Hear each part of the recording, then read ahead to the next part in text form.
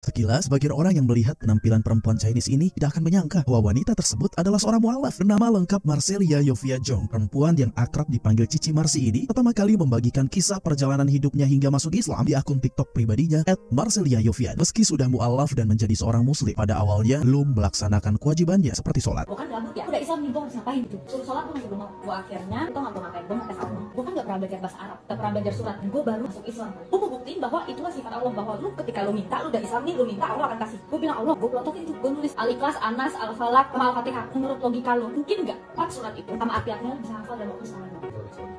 Ya mungkin bisa ya, itu ya. Kalau misalnya untuk artinya enggak sih.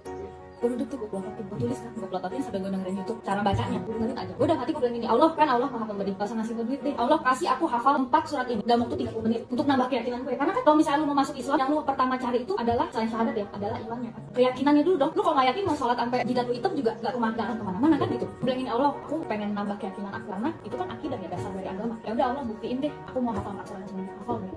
Dan benar saja, dalam 30 menit ia mampu menghafal ke-4 surah tersebut beserta artinya. Itu hanya satu dari banyak bukti kekuasaan Allah Subhanahu wa Ta'ala yang pernah ia rasakan. Ternyata semakin dirinya yakin kepada Allah, cobaan mulai menerpa. Jadi ketika sebelum gue masuk Islam, gue kan ngerasa dulu gue berbuat yang haram-haram kaya-kaya aja, gue banyak, gak pernah di bawah 9 digit itulah. Kok ketika gue masuk Islam, gue bangkrut kan gitu ya. Ada pertanyaan itu, tapi gue gak marah. Gue yang kayak udah gue ikut. Ternyata duit gue mungkin ya sama ini yang halal cuma 23 ribu. Karena mungkin pekerjaan gue dulu gak halal. Duit gue habisin dengan yang halal.